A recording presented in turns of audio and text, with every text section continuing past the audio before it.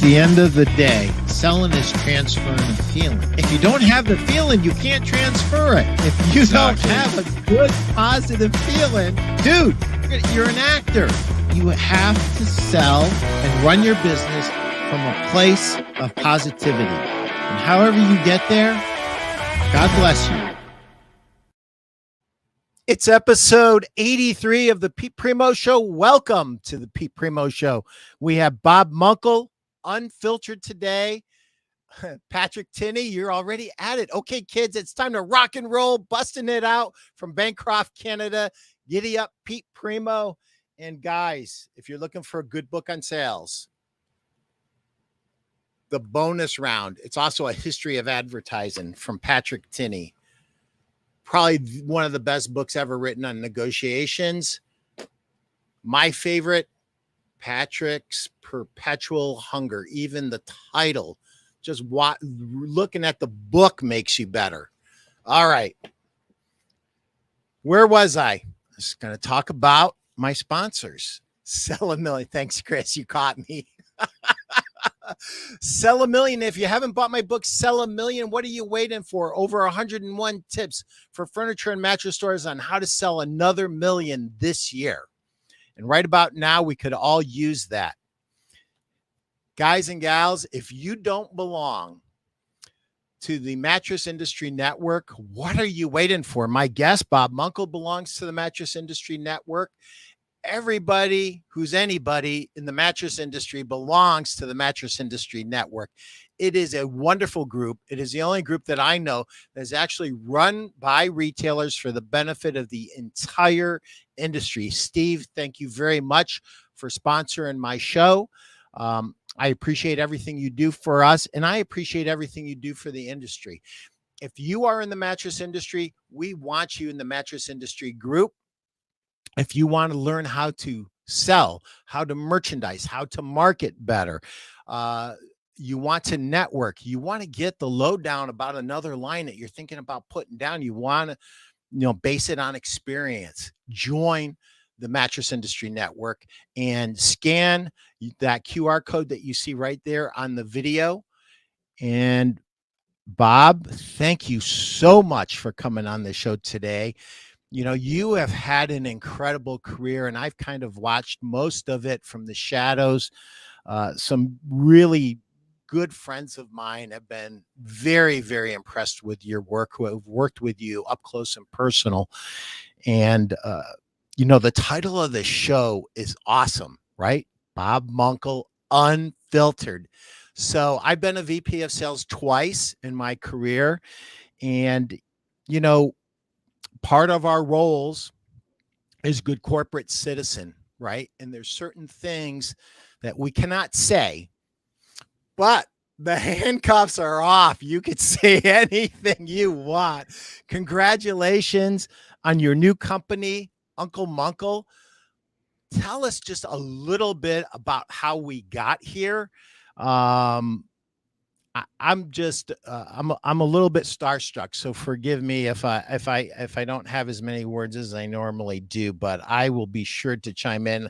There are a bunch of people wanting to ask questions, but we're going to make them wait just a second so that we can kind of get the Reader's Digest of how you came to own your own consultant and sales training company. And it's more than that even, but I'm going to let you tell the story, and then I'll probably dive in and ask a couple of questions. So thank you, Pete. I can now check off one more box on the experience list that as I live and breathe, I am on the Pete Primeau Show. I mean, this is, when we were chatting a week and a half ago, I'm like, and he's, you should come on the show. And I'm like, really? You could, yeah, you should come on the show. And it's, I've watched a whole bunch of episodes. You learn a lot too.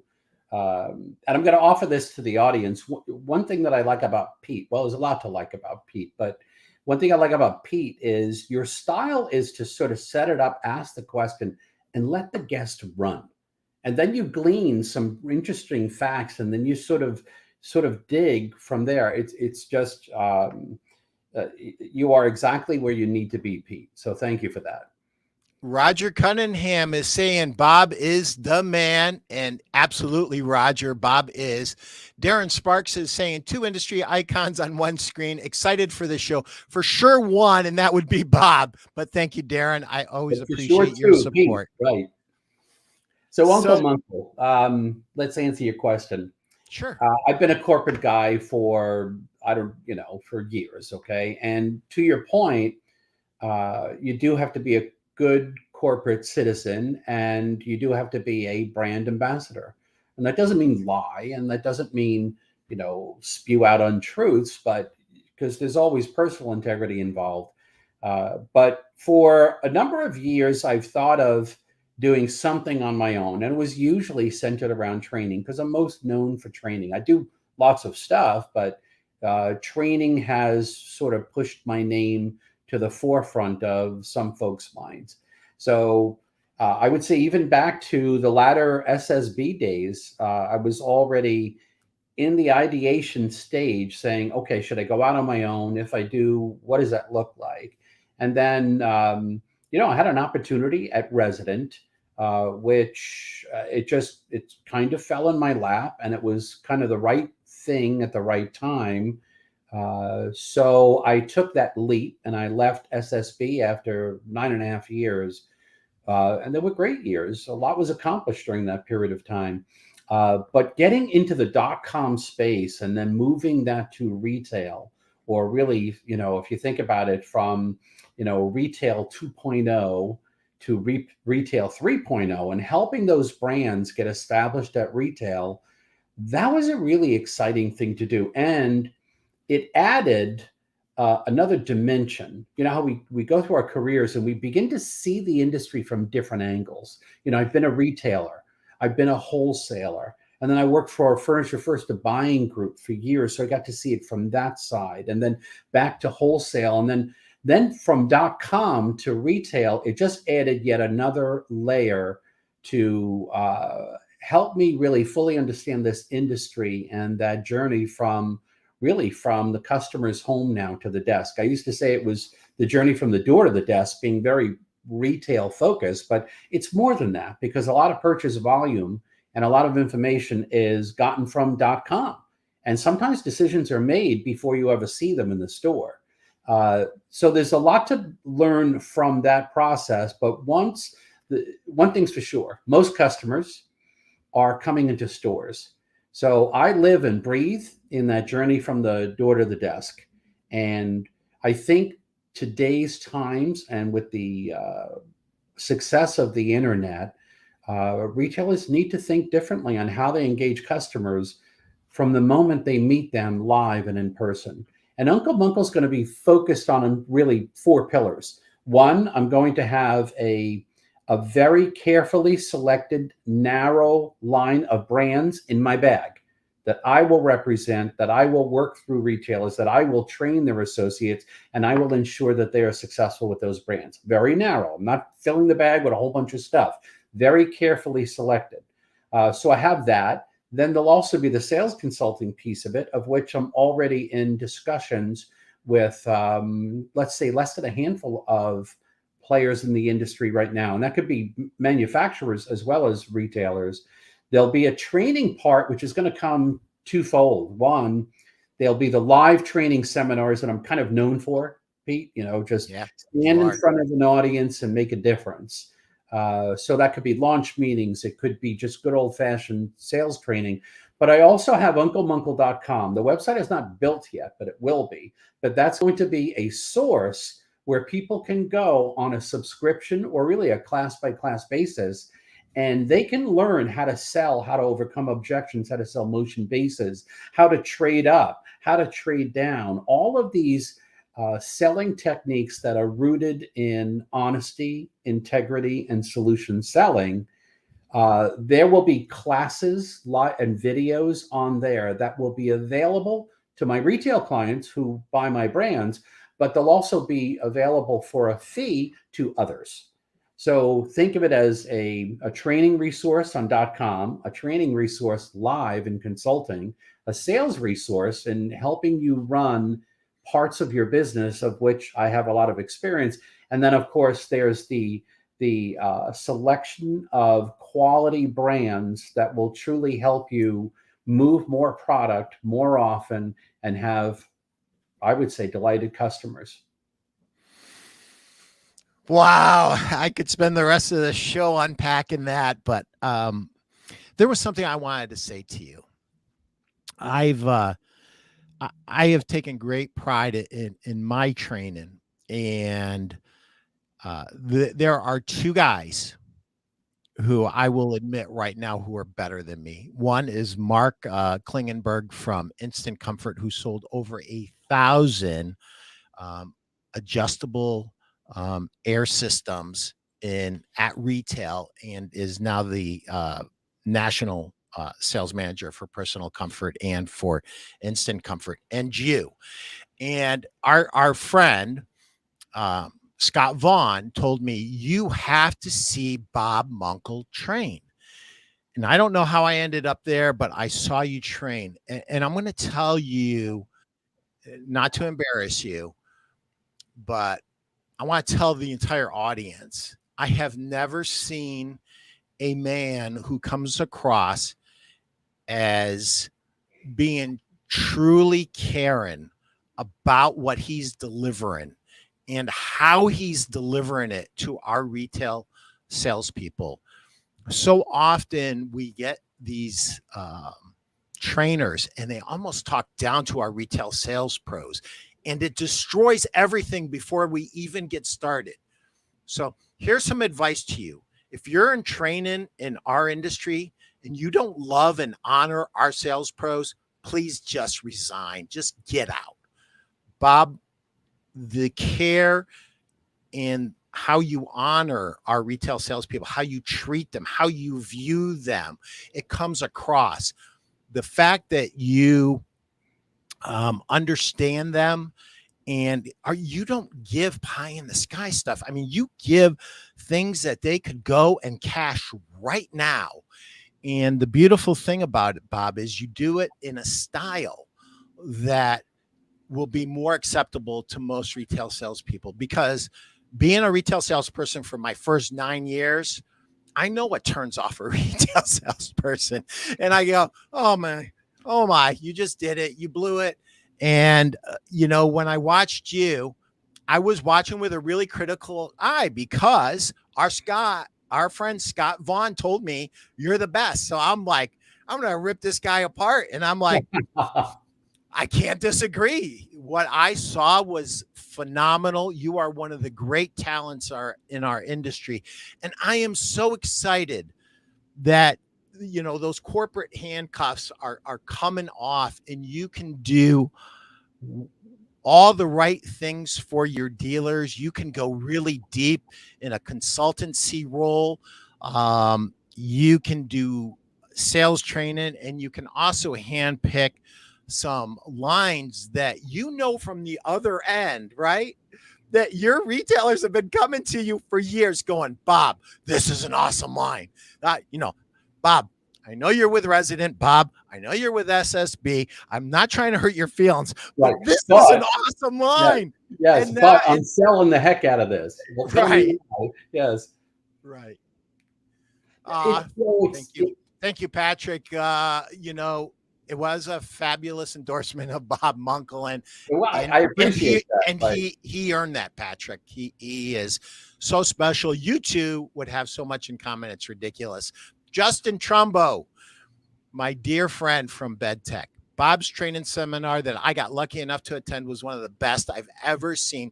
Two living legends on one screen. Do you want to know something? I don't know if you've seen Justin in action, but Justin is a great trainer in his own right. And I have never taken so many notes, because he turned upside down some ideas that I had, and his ideas were better. And he's 35 or 40 years old. I'm almost 62. I'll be 62 this week. And here I am learning from this kid who is so talented. And so, Justin, thank you for being on here. Is UncleMuenkel hiring? Well, that depends, Steve. Steve, do you need a job? Are you tired of working for yourself, brother? Right. I'm pretty sure Steve's got a new store that he's going to tend to, right? Yes. So, you know, it's interesting. You had mentioned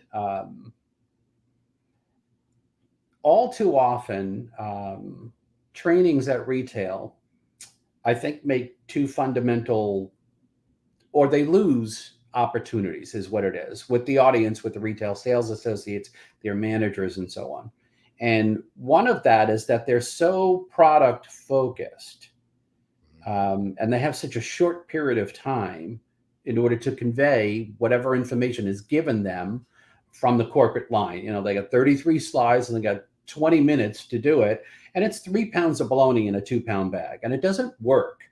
And to be thoughtful about the time and what the retail sales associate needs really takes some humility, and it also comes from a place of experience. I was in retail for 12 years.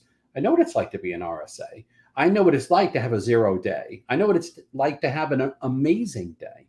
I've watched customers walk out the door because of me, because something I've said, something I didn't say, something I didn't ask, or I wasn't listening as much or as well as I could have. So a lot of what I teach comes from a place of, I've been there and I've seen things not work. And I'm a little bit of a scientist. It matters a lot to me why a customer walks. And if you think about it, so a lot of you folks are in the mattress industry. If you think about it, you know, the purpose of shopping for a mattress is to actually buy the mattress. That's what success looks like. And buying a mattress is daunting. It's difficult. We're asking a customer to leave the comfort of their own home. They've clearly not been sleeping well for probably a considerable period of time.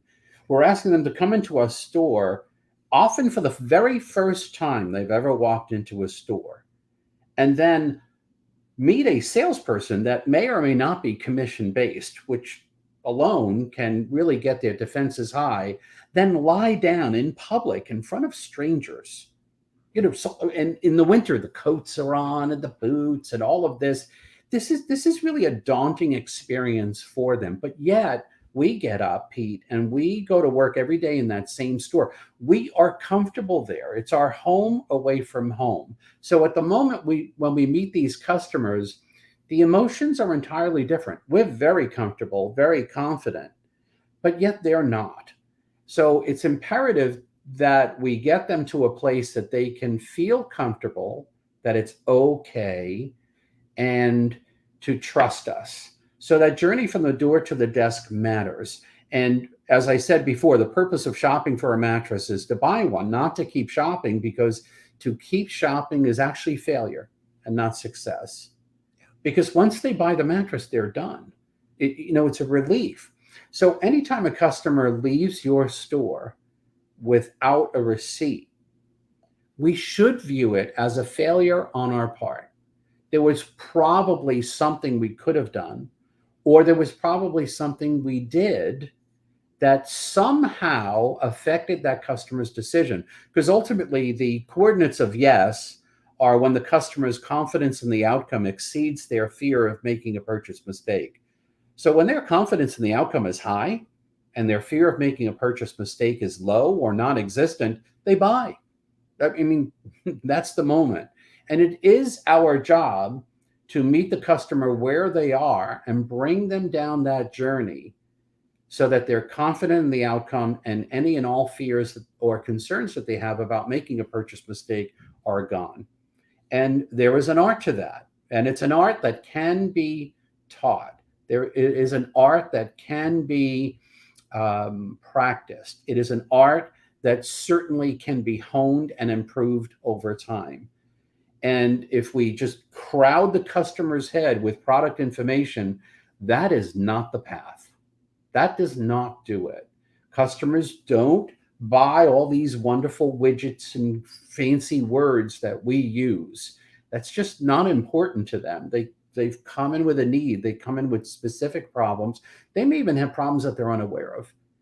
Our goal is to meet them where they are in a safe, approachable way, and then to uncover what those problems are, and then Have your particular selections come alive within that lens of solving their problems without pressure, without making stuff up, and do so with integrity. And then once you can bring them to a place where they're confident in the outcome and any and all fears are removed, the natural response is yes. That's where yes resides. Yep. So I want to dig in on this because we do get Patrick Tinney. It is all about de-risking the purchase. Absolutely, Patrick. Thank you. Thank you for that, Patrick. Great RSAs always do autopsies. They always learn from their failures. And better than that, they learn from others. They're open. They're open books. And they will, do you know, when I succeeded as a trainer is when I see a couple of sales pros kind of lurking and they're going to snag me before I leave. And I can see it a mile away because I've been doing this for 40 years, right? And naturally I engage them and they ask me that one question that they were too embarrassed to ask during the group, which is great. Yes. Getting to that question that is what's been holding them back. And 9 times out of 10, Bob, I'm reframing it and I'm asking it back to them. So is that what you mean? No, I really mean blah, blah, blah. And I'm like, okay, so how about this? And then before you know it, we've reframed this whole thing and they don't even see with the same eyes anymore. And now they understand that that was something that was in their head and it doesn't really exist. And they are now free to make sales left and right. And when you can have that kind of impact on somebody, to me, you are benefiting not only them, but their family, their children, the history of their family potentially. That's the funnest part of sales training. And I noticed that you said something. I've gotten in several debates with friends. Is selling art or is selling science? I say they're both. It's both. But when you're really, really good, you've already got the science part down. It's just art. It just flows. Right. But on occasion, though, on occasion, if you watch someone or you're talking to someone who knows what they're doing, or maybe they are just brilliant at some parts of the sale process, but not others. So what's interesting is I found that I have learned things from sales associates who are not the top writers, but there's an aspect of their selling approach, or there's some way that they think about something it's just brilliant. It is brilliant, and it helps them. So I'll give you an example. So art and science. All right, you encounter an objection. Okay, we all get objections. So the art is to get the customer to really reopen the sale and reopen this as a possibility. And maybe you uncover a different objection. Maybe you overcome an objection with financing or with some other answer or solution to that problem. Okay. But the science is you can do that in a somewhat scripted process that does not have to sound like it is a script. I'll give you an example. So our favorite actors and actresses deliver someone else's words on camera all the time. They don't write that stuff. Right. They deliver that stuff and we believe them. So, and in your podcast, you've said that selling is acting, because it is. And sometimes you can learn a simple script or a methodology that might be someone else's words, but you can be that actor and actress and deliver it. I'll give you an example. I have to shop around. Okay, show of hands on you online. Have you heard this? I have to shop around, right? Yeah, all the hands go up. We hear this all the time. Okay, so what is the translation of I have to shop around? I'm not sold. I'm leaving. I don't want to be rude. Is that fair? That's what they're saying. Okay. It's exactly what they're saying. Okay. So in this moment, the customer's defenses are high because they know they don't want the hard sales pitch in this moment. They've made a decision. So emotionally, they're not going to be open to, well, if I could lower the price, you follow what I'm saying? So how do you get the defenses down? Well, that's the science. Well, I understand exactly how you feel. And I work with clients every day, and some have felt the same way. And what I found is it's helpful to review just a few things that will help you while you're shopping around. All right, so freeze. I understand exactly how you feel. Empathy. I work with clients every day, and many have felt the same way. You're not alone. What I found, it's helpful to review just a few things that will help you focus while you're shopping around. Oh, you're going to help me, and you're not going to hard sell me. So there's the setup. So now the defense, instead of being up here, drops just a little bit, and they've just given you permission to review a few things. Now, in this moment, Pete, you don't have 20 minutes. There's like a 1 minute review. That's all you have time for. Okay, so out of all the mattresses that you've tried, is this the one that you're going to compare the other mattresses to? Yes. Well, you just learned it's the right mattress. If they say no to that, you don't have the right mattress. But if they say yes, okay, great. You mentioned to me how it's taking a long time to fall asleep. You're tossing and turning, and your husband's waking up with the back pain. Is there anything else that we need to know about that we need to fix? Oh, no, no, no. You've been great. You've been great. No, you've been wonderful. Thank you so much. Okay, so do you feel confident that this mattress will meet your needs? Yes. So look what you've done. You've established it's the right mattress. You've reviewed the problems that you've talked about being customer focused. You've demonstrated that these features within that mattress will fix that problem. Okay.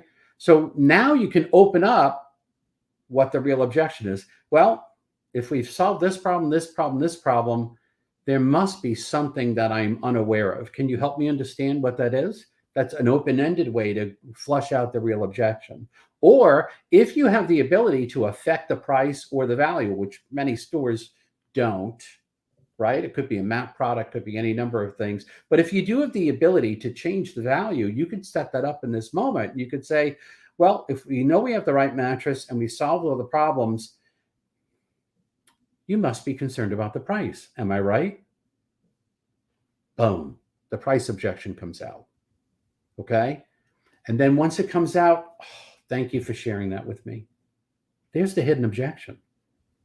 So what we do with customers like you is we have a special financing program, or we have a special this, or we have, if I check stock, if inventory is above a certain level, sometimes I can help customers. There's no guarantee. And you could set it up as a helpful thing, however way you would go about solving that problem or closing or adding. Recall the 2 pillows that you loved. If I can get you those 2 pillows included in the sale price today, would you still have to shop around, or would you just get what you want right now?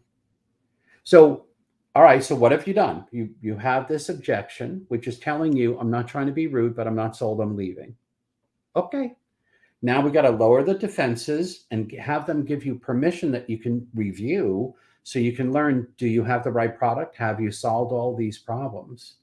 And in that moment, that laser focus, they realize that they have already solved their problem, which was the purpose of shopping for a mattress. So you reinvigorate the solution there, and then you either flush out a new objection or you just ask for the sale a second time.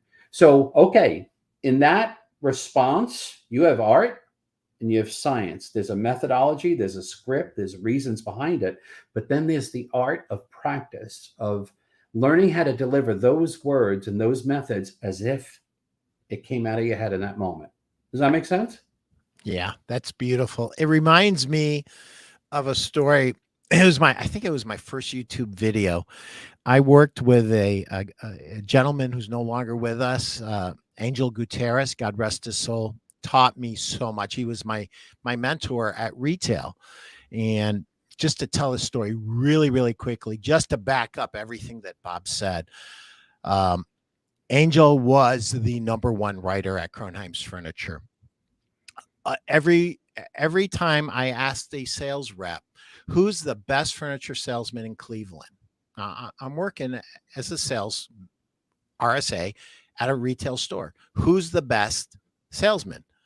I always got the same answer. Angel Gutierrez. He works at Kronheim's Furniture, Middleburg Heights.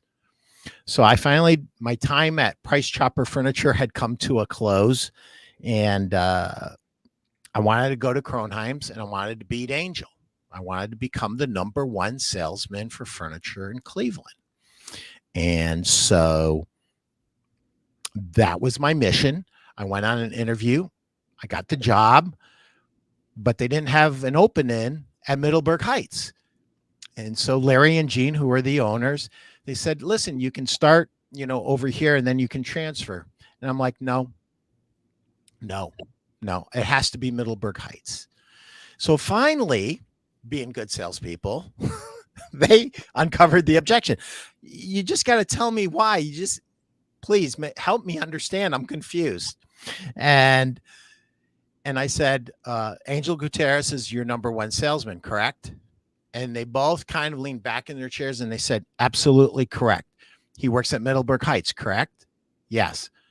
I want to go to Middleburg Heights and beat Angel Gutierrez. Now, this is really cocky, 25, 26-year-old. I mean, like, what was wrong with me? So many things. We won't even go into detail. But anyway, they laughed. And they said, well, we'll call you if anything changes. And within a week, they said, hey, are you still available? It was actually a few days later. I said, yeah, well, we have an opening. They made one. And they fired the bottom producer, which I encourage everybody to do. If you don't fire your bottom producers, you're making a mistake. You have to keep upgrading your skill level for your RSAs. So I'm following Angel around, trying to learn everything I can from him. He's #1, Bob. I mean, he is #1. Like, this man was the perfect retail salesperson. He was so good, and you couldn't even see it unless you were looking for it, Bob. You couldn't see what he was doing. And that's what made him so special. It was so smooth, so good. You couldn't see what he was doing. And the customers couldn't see it. The other salespeople couldn't see it. I could see it because I only had eyes for Angel, right? And so we had an old Broyhill gallery, and it was divided up. It was like a maze. And I wanted to hear what he was saying to a customer. So I followed him around, and so there's these walls.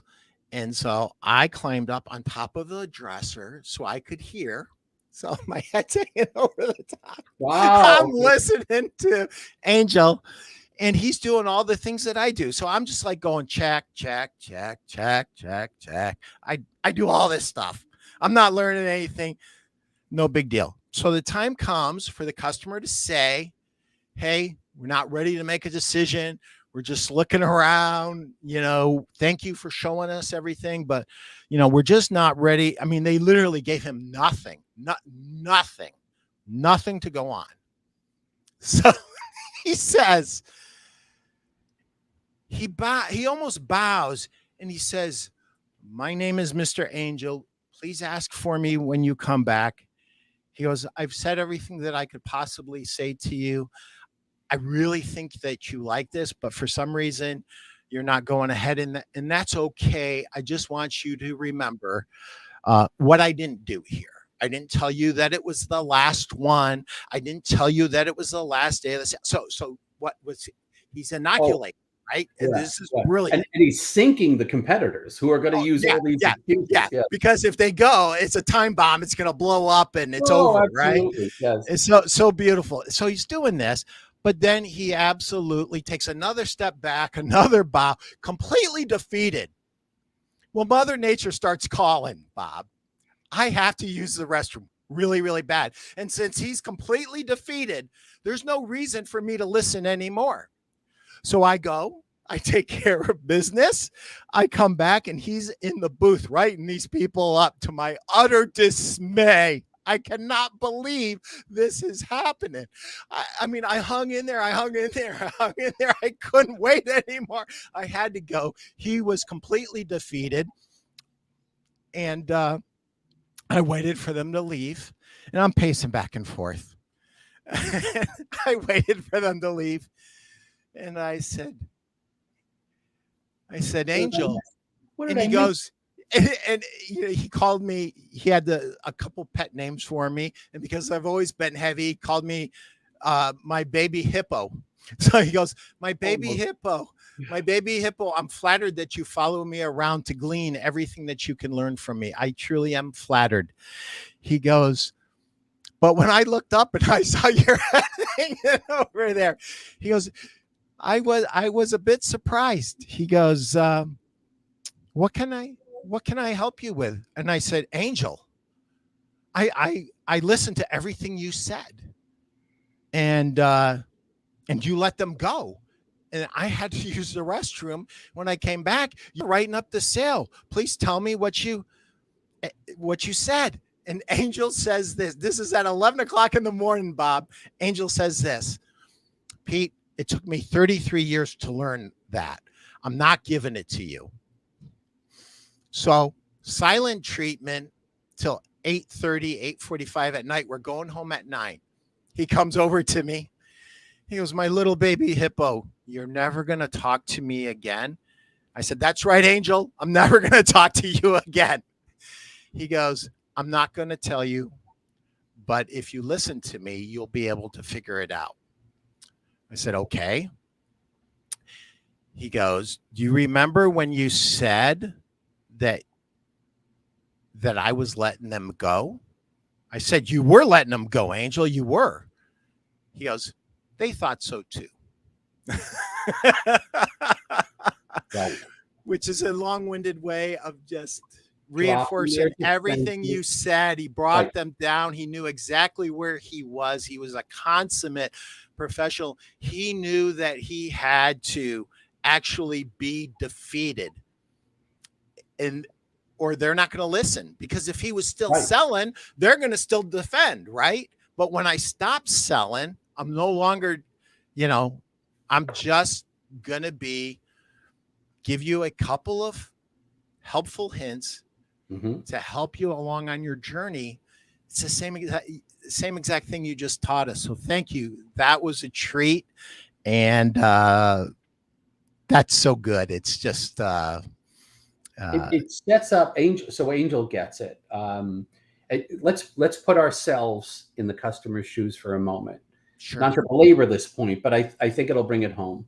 Yes. So we are all consumers, and we've been out there shopping for high ticket need-based purchases that we really know little or enough about, right?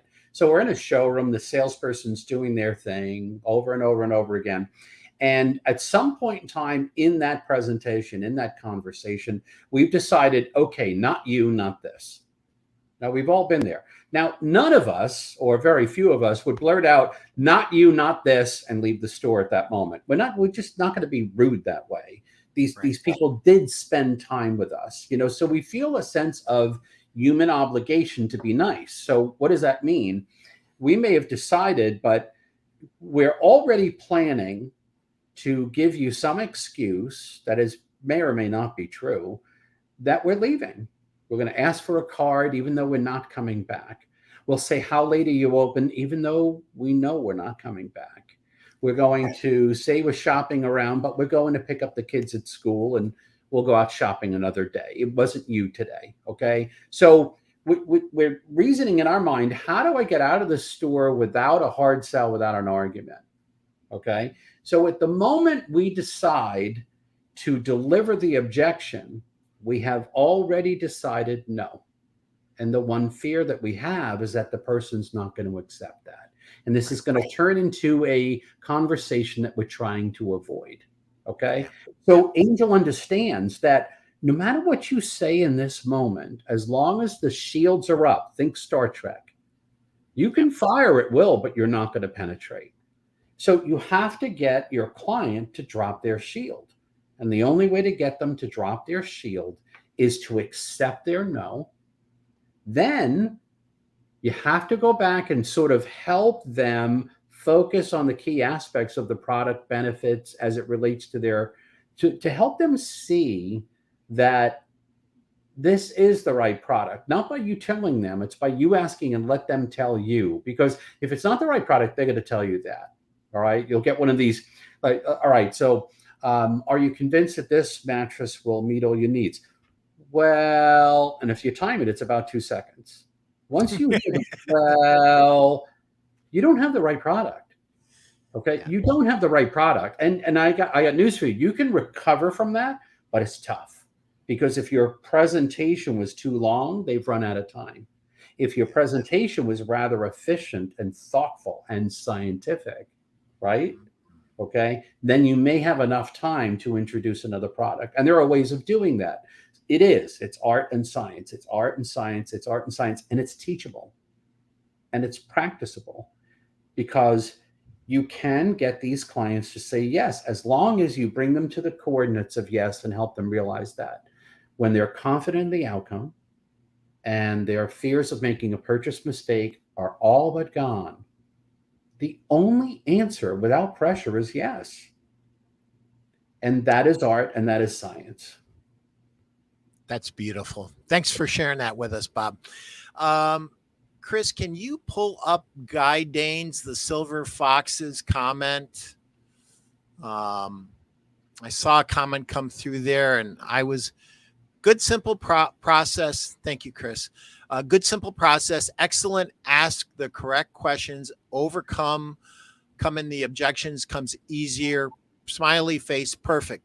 Thank you, Guy. I am sure that Bob appreciates that. Sales blockers, perfect PT.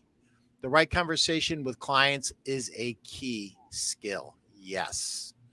Yes. And, sometimes we trip over what we think are ancillary comments, ancillary things. If the customer brought it up, it's important to her. And I'm saying her for a reason, because most of the time it is her, either directly or indirectly. And if she brought it up, we should talk about whatever she wants to talk about, because there's a reason behind that. And sometimes when we are in our reptilian sales brain, when we first start, we want to just check off each point. And that becomes our greatest mistake. Trying to achieve our goals for the sale at the risk of the relationship. Mm-hmm. When somebody asks you a question or brings something up that's personal about them, do you know what they're really saying? They're saying, I trust you here. I trust you with this. And if they trust you with that and you don't expand upon it and you don't reaffirm them and you don't dig deeper, then you just missed a wonderful opportunity to probably make a friend as well as a customer. And to me, that's more important than the sale, but call me sentimental. and customers buy for their reasons, not ours. So what I learned many years ago is a lot of companies, more or less, they have a selling process, and it is based upon some sound principles. But the selling processes that are so rigid, that are literally imposed on the customer, I think there's a certain percentage of customers that you lose because of that. So that's one, especially in today's internet world. The customer comes in further down the purchase funnel today than they did 30 years ago. Yeah. So because of that, the methods of engagement early on are really critically important. But what's interesting about the aspect of giving them too much information, all too often we're out there shopping and then the salesperson delivers a pitch to us. So, you're shopping for a car. There's the classic old walk around, right? Where they're going to start pointing out these features, these benefits, whether you need them or not. I opened a Sleepy store in New Jersey. And I was in charge of hiring and training and opening these stores and staffing these stores. And I watched a salesperson who had graduated from my training, maybe 2 months before. And the person was really progressing pretty nicely. But I was in the store and I had to do inventory, I had to do other things. lo and behold, the presentation was leading to the customer was leaving, okay, with a card and a price on the back of the card. So we've all been there, one extent or another. And I did something that a lot of managers should not do. I engaged that customer on the way out, and in a brief conversation, I wanted to make sure that she got everything that she needed. Did you know, whatever. I wanted to reopen the sale is what it was. But in that conversation, I learned that the customer lived alone. She lived alone. And most of the presentation that the salesperson used to sell this beauty rest, which was the product on the back of the card, was about motion transfer. So, I mean, you know, if the person had found out, and there are ways you can find out easily and methodically, if the person had known that the customer lived alone, that motion transfer was not an issue in her life, then they certainly would not have spent all that time proving a motion transfer benefit. So here it is. My guy was delivering a pitch rather than being customer focused and asking important questions to find out what was important to her, then make that product come alive within the lens of her and her needs. And it really is all too often, many of us, even if we know the lesson, we still have a tendency to default to a pitch. Yeah. And we deliver this pitch. And really what we should be doing is finding out more about the customer, what's important to them, and then make that product or service come alive within the lens of their needs and wants.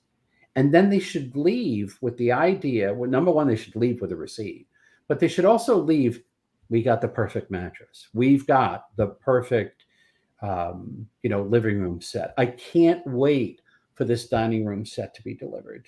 You know, that's the feeling. This is the right one. And it can happen in the first store. And that's just it. It can happen in the first store. It is art. It is science. Science can be taught. Art needs to be developed. That's what needs to be nurtured and practiced over and over again. And when it's done, just like Angel, how many years later, and it's still fresh in your mind? It's a beautiful thing to behold, to watch the master at work. It is. It truly is. 35 years now. 35 years later. And you remember it like it was yesterday. Like it was yesterday, because he was so good. Stu, does Bob have a book or anything? My apologies if I missed the pitch. To my knowledge, no, but I'm going to let Bob answer that question, Stu. Thank you. That's a great question, Stu. Do you have a book or anything? The book is in my brain. I actually started a book about 10 years ago, but I never did finish it. There's only a couple of chapters that I probably should, but I'm going to try and stand up UncleMuenkel. And in the UncleMuenkel.com over time, a lot of this will be on video and it will be available for my clients who buy my brands, but it's also going to be available to others who on a pay for service, whether it's a subscription or, you buy the class and you get the class. But right now, UncleMuenkel.com, I just got the domain. There is no website there, but there will be a website there and it's going to have content. And little hint here, you heard it here first. There are some very special people out there who I have encountered through the years, who I'm already beginning to tap with collaborations. So it's not just going to be me. It's going to be the wisdom of others. So over time, there might be, teaming up or individual contributors at the website, but it is coming. I expect 2023 to be a truly formative year at the website. So Frank Fleshman. Frank, Celia, New Jersey. What are the best ways to help RSAs practice these skills? Scrimmaging, role playing. What are the best ways, Bob? Okay. So it takes 3 weeks to change a habit and to break a habit. That's the human brain, folks. Okay. If you're going to quit smoking, you need to quit smoking for 3 weeks in order to have momentum that you'll be successful. If you're going to get in shape, you need to go to the gym 5 days a week for 3 weeks in order to create the habit. The same is true with role playing and practicing skills. So I'll give you a couple of key pointers here, Frank. Great to hear from you, Frank. Thank you. First is the people who hate role playing the most need to role play the most. That's just the fact. Okay. The ones gospel, absolute gospel. How it is. The people who hate role playing the most need to role play the most. Or you get this. This one's fun. It's like, oh yeah, I do that all the time, but I don't role play in these sessions. No, you don't do it all the time. You do your own thing. You're making that up, and you're just trying to get out of it. Okay. So here's what I learned though. So in an audience, you got 30 people in the audience, 50 or whatever. Whoever raises their hand first is not who you want role playing, but they're the only ones brave enough to do it and brave enough to be wrong. So you're better off, number one, whatever you want to teach them, be very narrow and deep on one skill. Don't try and teach them the whole thing. Just get them to do one thing. And you need to write it out on a piece of paper, and then you get people to pair up. So if you've got, 20 people in a room that you're going to train, then you got 10 pairs. All right. And what they do is they'll role play with their peers because they don't feel as embarrassed with that than doing it in front of a group. That's really a lot of people aren't going to do that. So they do in pairs, and then you or whoever else is with you is walking the floor, coaching them, right? And then they switch roles. So A, is overcoming objections that B is giving them. And it's all on paper. They know exactly what the task is. You've written it out on a piece of paper or an index card or whatever it is. So this person gives the objection, and then whatever little script is written there. Let them read it if necessary the first time. They're not going to memorize it in front of the room from you. It's impossible. But let them do that so they have it in writing. And then they go back and forth, back and forth, back and forth. Give them time to do that. But you let them know in advance. At the end of this, we're going to ask a volunteer pair to come up and do it for the rest of us. So, and you give them a prize. There's a $50 gift card. There's, whatever it is you're giving away for the people who get up in front of the audience. So it begins in your session. But then the managers, the people responsible for the sales results of that crew, they need to have follow-up meetings. They need to continue the role plays. Okay, so you do Saturday morning meetings. Okay, great. Are you going to do this? And give them, literally spell out the role play, because you're not going to be there. I'm going to tell you, most of us listening here, okay, with the exception of retailers who are right in front of the customer, but reps and trainers who have to go from store to store to door and train, most of us here, really, our success mostly happens when we're not there. So we need to deliver content, meaningful, valuable content, and have them learn and practice that. But we're not going to be there to follow up. We need to count on people to do that for us. So if you're going to run a training meeting, you need to have some sense of responsibility and a plan after the meeting that what you're going to do in the meeting will be practiced, will be inspected, will roll out. And that's the key, because if you do one and done, there's only one or two people who are going to try it. The rest of them are just going to default to what they normally do. And they're not bad people. It's just how we learn. If you want to change a habit, you need 3 solid weeks of implementing that change over and over and over again. And if you don't get that, you're more likely to drop that habit. Frank said, thank you. Great advice. And I had the benefit, privilege, joy of I was in 8th grade. I met a gentleman named Jeff Blatnick. He went on to win the gold medal in the Olympics for a Greco-Roman heavyweight wrestler. And so the gym was open, and during the summer, and I was the strongest kid in the gym, so he used to make me wrestle with him, and I was terrible, and he just beat the crap out of me. And he used to say to me all the time, he said it more than once, he burned it in my brain, Pete, if there's something you're bad you're bad at, you have to do it. You have to overcome it. You have to own it. If there's something that you're afraid of or you're not good at, you have to overcome it. You have to own it. And what you said just rang so true for me. 40 years of training salespeople tells me that what Uncle Muenkel just said was 100% true. The guy or the gal that desperately needs role playing will not stick his or her hand up for it. They will do everything they can to escape it. They need it more than anyone. And if they can find a way to get on the other side of it, they'll realize how foolish they've been. And they'll realize that if they had embraced it sooner, they would have started making a lot of money a lot faster.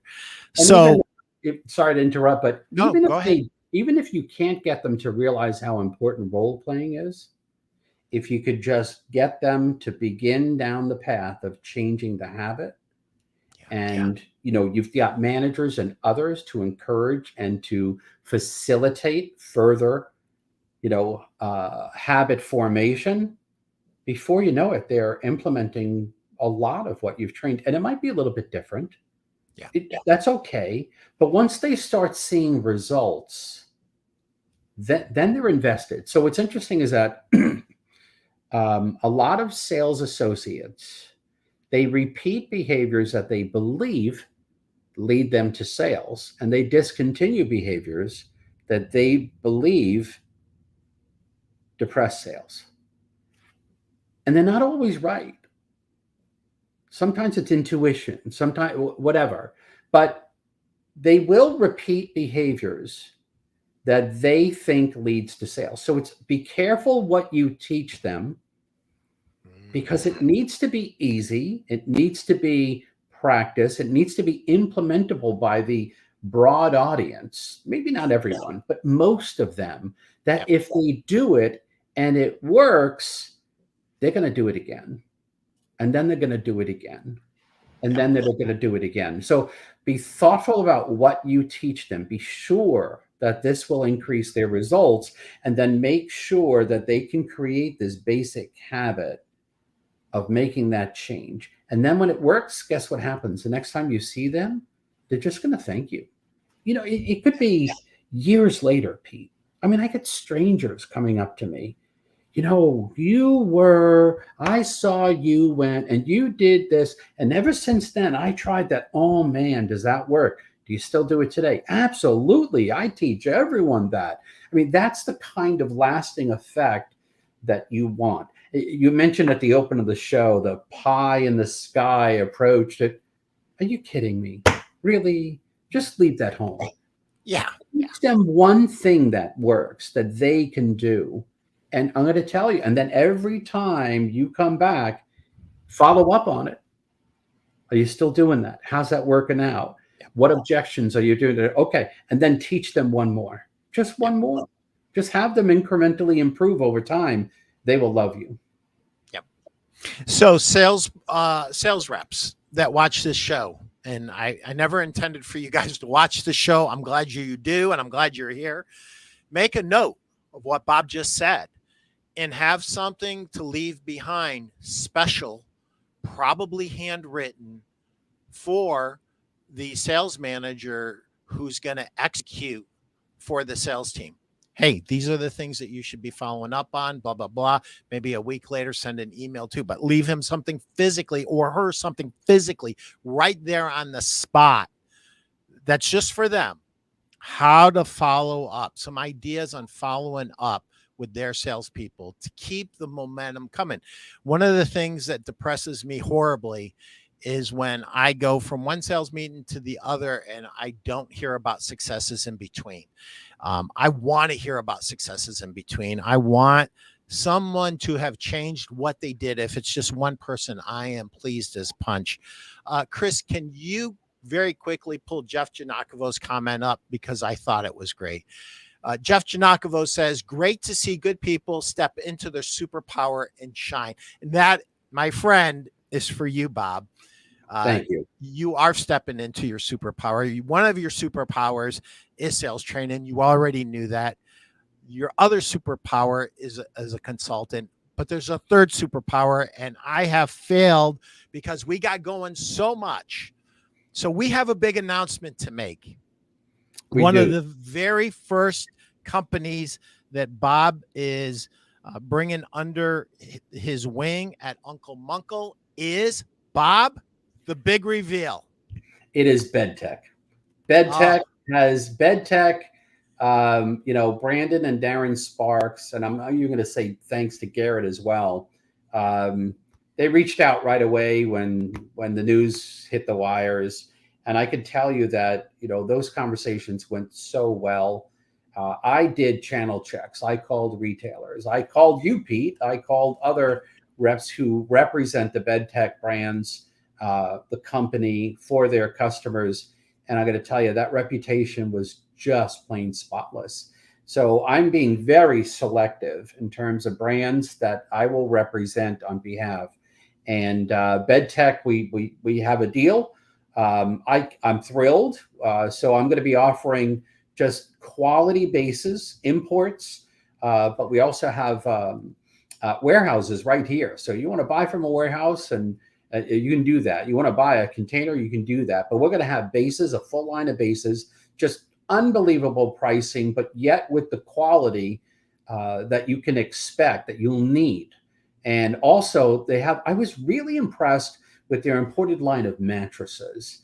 I think they were very thoughtful on what they brought in and the price levels and the feature benefit set. So I'm really excited to add Bedtech to the bag. I mean, Bedtech's going to be my base company, my import company, my import mattress company, along with pillows and sheets. So for those of you out there, if I haven't called you yet, I probably will.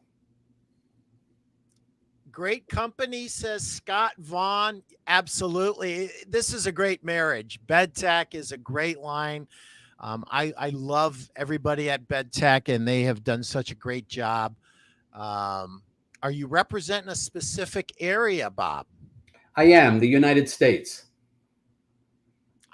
You should not limit yourself like that, Bob. I'm not just the United. Well, I want to stay within the United States. So his initial foray into this is going to be the United States, but the world is this man's oyster. Okay. I think the United States will keep me busy, and I'll be working, hand in glove with Darren and Brandon to be thoughtful about the retailers that we approach. Because the last thing we want to do is just flood the market, and before you know it, everyone has the same thing. But absolutely, Brandon, Darren, and myself will be working very specifically, and I'll be all over the United States. That's awesome. Patrick Tinney says, great show, gents. Forever learning right there. Yes, Patrick, always learning. Bob, do you give participants pre-reading to get ready for your training sessions? Oh, so it depends on the training session. Sometimes you want the element of surprise. Sometimes you don't. I'll give you an example. So I had a retailer that was concerned about a big national retailer coming into town. So they kind of had didn't have their market alone, but they were pretty well established in their market, a third generation business. But now this big national retailer was opening like up the block, and they were fearful. So the pre-work, Patrick, was this. Each of the sales associates, as well as the sales manager, had to shop that national retailer. And I had specific questions. I even divided it up, because we wanted to get all this information. So some people had to focus on these 3 things, and another person had to focus on these 3 things, and so on. So we broke it up so that collectively, when they came back as a discussion point of the meeting, we had all the intel that we needed on that national retailer, literally everything. We knew everything we needed. And you know what they learned? The salespeople weren't so good. And the products weren't necessarily the best, or maybe they were, or their prices were higher, or they charged for delivery and then this other company didn't. We basically really took away the mystery and the fear from this national retailer. So the pre-work in this case, You have to show up at the meeting ready to go with the answers to these questions on that. And we're going to collect and we're going to discuss that information, and then we're going to develop a plan of attack together. So there are instances when there is pre-work involved. And also for the folks who don't show up with it done, you know, you learn a lot right there. And you make sure that the owner or some senior person is at that meeting to see the person who didn't get it done. You don't point them out, you don't say negative things, but it is telling when you show up for class without your homework. It is. Bob, we could go on for another hour. Oh, here's Scott Vaughn. I have to read this one before we sign off. I can say that we would be nowhere near as successful without implementing the training that Bob has provided over the years. And Precious Pete is our favorite rep. Well, that's a rap right there, right? I wouldn't have read that if I would have seen it. Oh, Lord have mercy. Scott, I agree. This has been such a treat. Bob referred to, we jumped on a call the other night, and, I had just gotten out of my neck surgery just a few days, and we spent an hour and a half on the phone, and we could have gone another hour and a half really easily. So, Bob, anytime you want to come on this show, you just let me know when UncleMuenkel is, the .com is ready to go. Please let me know. I will announce it on the show on every episode until you are over flooded with clients, which I got a feeling you probably are already. Bob, if I'm a retailer and maybe I know you, but I don't know how to get a hold of you, and I miss Bob. I want to work with Bob. I want to be part of UncleMuenkel. How do they get a hold of you? And somebody that doesn't know you, how do they get a hold of you, like right now before the website is up and running? So my email is unclemuenkel@gmail.com. So it's uncle like you spell uncle, and Munkel, just get that spelled right at gmail.com. You'll get me there. UncleMuenkel@gmail.com. And I'll give you my phone number right now. It's 224-223-3396. I'll repeat it. 224-223-3396. Those are the best ways to get a hold of me. Eventually, of course, that website will be built. We're going to be delivering content on the website.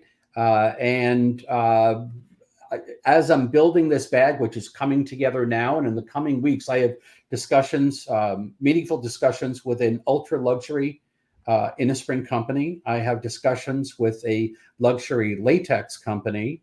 And I also will likely have a high quality bed frame company in my bag as well. But for now, we have Bedtech. Thank you, Brandon. Thank you, Darren. Looking forward to that. But we're going to build out the bag. And I expect all this to be in place by the end of August. And I would love to come on the show again. I think this is fun. And maybe we'll focus on another area, or maybe the audience wants more tips on selling process, comfort selling, using bed match or the pressure mapping stuff, or, we have all kinds of interesting content that we can offer.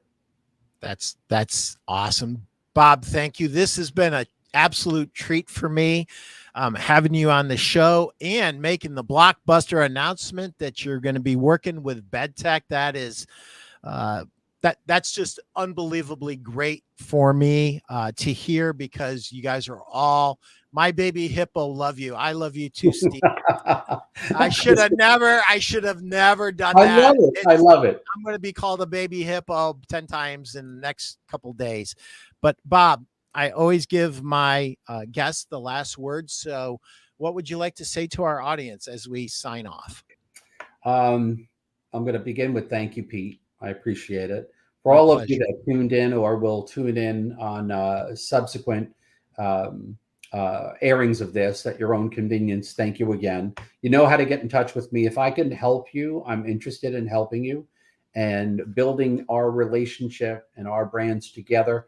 I would tell you that I have a mission in life, and that is to change the world one mattress at a time.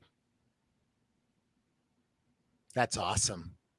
So you have the contact information, UncleMuenkel@gmail.com, and Bob's cell number, 224-223-3396. Call Bob or Uncle Muenkel, either one. They'll both be glad to help you. And these are exciting times, Bob. These are great times for the few that realize that it's times like these that change can really, really be effective. And sometimes we got to get woken up a little bit from our comfort zone. And when business isn't easy necessarily, those are the times when sales training becomes super important. That's the time when product selection becomes super important. That's the time when really understanding the numbers in your business is super important. And hiring a consultant, a sales trainer, and an expert in our business is one of the best things you can ever do for your business. So with that, I am saying goodbye to Bob Muenkel, aka Uncle Muenkel. And you had it here. You heard it here first. Bob Muenkel is now with Bedtech and soon to take over the world. Thank you, everyone. Thank you, Pete.